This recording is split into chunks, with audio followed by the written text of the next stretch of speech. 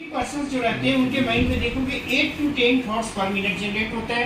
Average person पे देखोगे 11 to 40 thoughts पर मिनट जनरेट होता है और नेगेटिव पर्सन पे देखोगे मोर देन 40 थॉट्स पर मिनट जनरेट होता है। तो नेगेटिव पर्सन पे क्या देख रहे हो, number of thoughts more than 40 पर मिनट है। ब्रेन को जो 20% हिस्सा मिला वो खपत हो गई, फिर भी आप सोचना जारी रखे हो तो ब्रेन को तो एनर्जी चाहिए। तो वो क्या करता है, ब्रेन का नजदीक का हिस्सा है वहाँ से एनर्जी कंज्यूम करने लगता है। तो नेगेटिव पर्सन को अक्सर देखोगे आपके नीचे काला थप्पा पड़ जाएगा, गाल को चिप जाएगा, उससे भी बात नहीं करेंगे तो बॉडी का भी एनर्जी ब्रेन कंज्यूम करने लगता है। जब बॉडी का भी एनर्जी जीरो हो जाएगा फिर वो इंसान सो जाएगा तेरे जैसा, जैसे नींद आती है ना, फिर सो के उठेगा, फिर सोचना जारी रखेगा। नेगेटिव पर्सन का लाइफ साइकिल ही होता है सोचना सोना, सोचना सोना, उस थॉट को एक्शन में इंप्लीमेंट नहीं कर पाता है। और पॉजिटिव पर्सन पे क्या देख रहे हो, नंबर ऑफ थॉट्स 8 to 10 पर मिनट है। ब्रेन को जो 20% हिस्सा मिलता है उसमें खपत नहीं हो पाती है और फिर से बॉडी को बैक हो जाती है। बॉडी का 80% तो ऑलरेडी है ही, तो उस थॉट को एक्शन में इंप्लीमेंट करता है। यही डिफरेंस है पॉजिटिव पर्सन और नेगेटिव पर्सन में। पॉजिटिव पर्सन सोचते हैं, थॉट को एक्शन में इंप्लीमेंट करते हैं। नेगेटिव आप में से भी बहुत से अपने दोस्त से मिलने जाते हो तो पूछते हुए क्या हालचाल है जी, तो बहुत थकावट है, बहुत नींद आता है, ना वो पढ़ाई करता है ना खेलकूद करता है, फिर थकावट के इस बात की तो पता चलता है हमेशा वो सोचते रहता है। सारा का सारा एनर्जी उसका सोचने में जाया होती है। और जब वर्क करना, जब कंस्ट्रक्टिव काम करोगे ना उस समय माइंड में automatic number of thoughts come हो जाएगा। पढ़ाई करोगे उस समय देखना नंबर ऑफ थॉट्स कम हो जाएगा। और जब फेसबुक व्हाट्सएप वगैरह पे या अपनी गलत साइट पे जाके चैटिंग वगैरह कुछ करोगे ना उस समय देखना नंबर ऑफ थॉट्स कितना तेजी से चलने लगता है। So become aware of your thoughts, अपनी सोच के प्रति सजग रहना है। ऐसा नहीं कि जो चल रही है माइंड में उसको चलते रहने देना।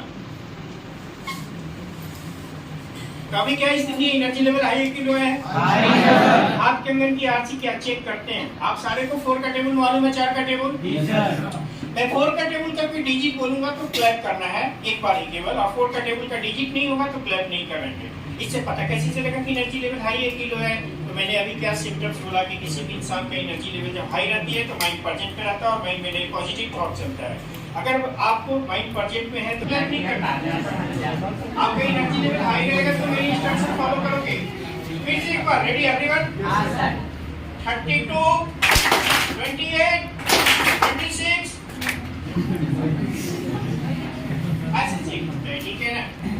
तो पहला काम तो ये करना है कि अपना एनर्जी का लेवल हाई रखना है, क्योंकि आपका जो काम है आने वाले समय में 1-2 साल का जो 3 साल का जो पीरियड्स है, जब तक एग्जाम को क्रैक नहीं कर पाते हो तब तक आपको अपना एनर्जी लेवल मेंटेन करना ही होगा। मेरी बात समझ रहे हो? Yes sir. अब ये कैसे करेंगे एनर्जी लेवल मेंटेन?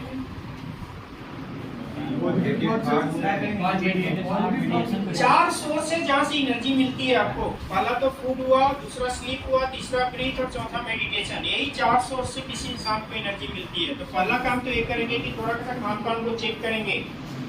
समोसा नहीं,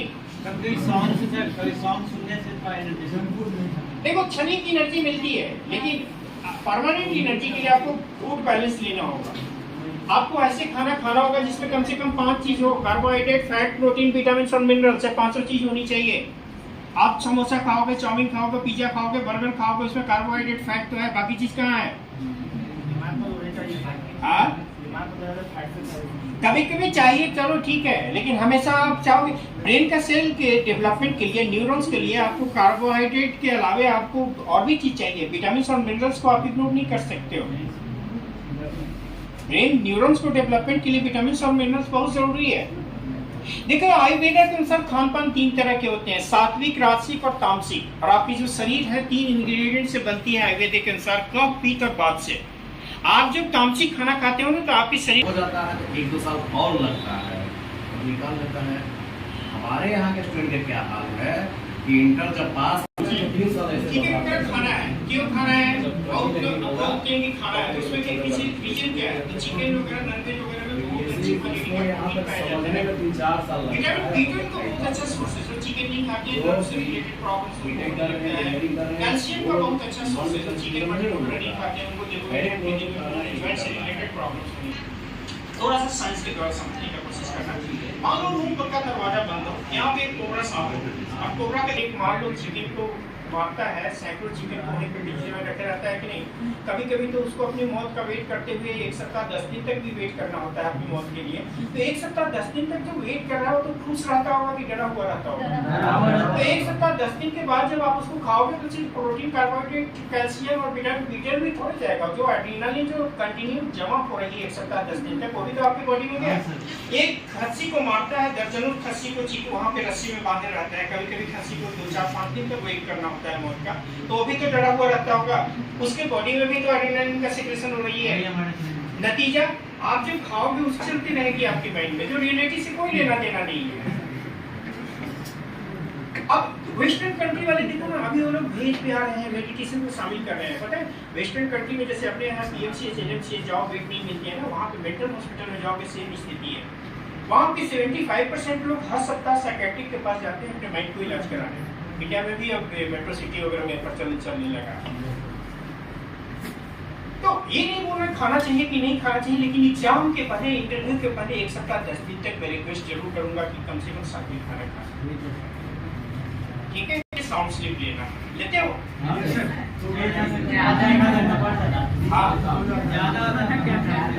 अगर 6-7 घंटे से ज्यादा सोते हो वो भी ठीक नहीं है, थिंक आपको चेक करने की जरूरत है, बहुत ज्यादा सोचते हो फिर। आप चाहो तो नींद में, आप जो सोच लेते हो ना, आप पहले से सोच लिए ब्रेन मेरा साफ नहीं है, तो ऐसा ही होने लगता है लाइफ में। और हकीकत में क्या होती है ना, किसी इंसान के जब से होश संभालते हो तब से लेकर 12 साल का जो टाइम होती है ना, वो किसी इंसान का सेल्फ आइडेंटिफिकेशन या सेल्फ स्टीम को डिसाइड करने के लिए इंपॉर्टेंट रोल प्ले करता है। 12 साल तक किसी के पेरेंट्स यदि बोलते आ रहे हैं बचपन से कि तेरे को तो IAS बनना है, तेरे को तो IIT क्रैक करना है, तेरे को सक्सेसफुल बिजनेसमैन बनना है, 99% केस में देखोगे कि वो बच्चा रियली में वो अचीव कर लेते हैं। ऐसे स्टडी अपने फूफा चाचा वगैरह सोसाइटी में देखिए ना, बच्चे लोग ऐसा होती है। अब इसमें भी साइंस है, पता है साइंस क्या है? इसको अगर माना है ना, आप अपने घर में 2 गमले में पौधे लगाना, सेम पौधे सेम गमले के साइज का, दोनों को घर के अलग अलग हिस्से में रखना। एक पौधे के पास जाके रोज अच्छे विचार व्यक्त करना, बोलना कि है तेजी से ग्रो हो रहा है, मेरा तो मेहनत इसमें सार्थक जा रहा है। दूसरे पौधे के पास जाके रोज 10 मिनट बुरे विचार व्यक्त करना, बोलना कि इसमें मेरा खाद पानी देना भी बेकार जा रहा है, मेरा तो मेहनत भी इसमें बेकार जा रहा है, तो बिल्कुल सूख रहा है। 10 दिन होते होते देखोगे जिसके सामने अच्छे विचार व्यक्त कर रहे थे, ग्रो होने की बात कर रहे थे, तेजी से ग्रो होने लगेगा, और जिसमें सूखने की बात कर रहे थे रियली में सूख जाएगा। सही में रियली में। अब इसमें भी साइंस है, मैं बोल रहा हूँ इसमें मानने का नहीं, इसमें साइंस पता है क्या है?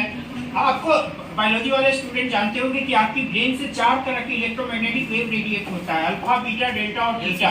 जैसे हार्ट का ECG होता है ना, ब्रेन का EEG एक होता है, EEG इसी कंसेप्ट में काम करते हैं। आपकी माइंड में जिस टाइप की थॉट चल रहे हैं ना, उसके अनुसार आपकी ब्रेन से अलग अलग रेडिएशन निकलेगा। अगर माइंड में पॉजिटिव थॉट चल रहे हैं तो अल्फा कैटेगरी का रेडिएशन निकलेगा, डेल्टा और थीटा कैटेगरी का रेडिएशन आपको माइंड में नेगेटिव थॉट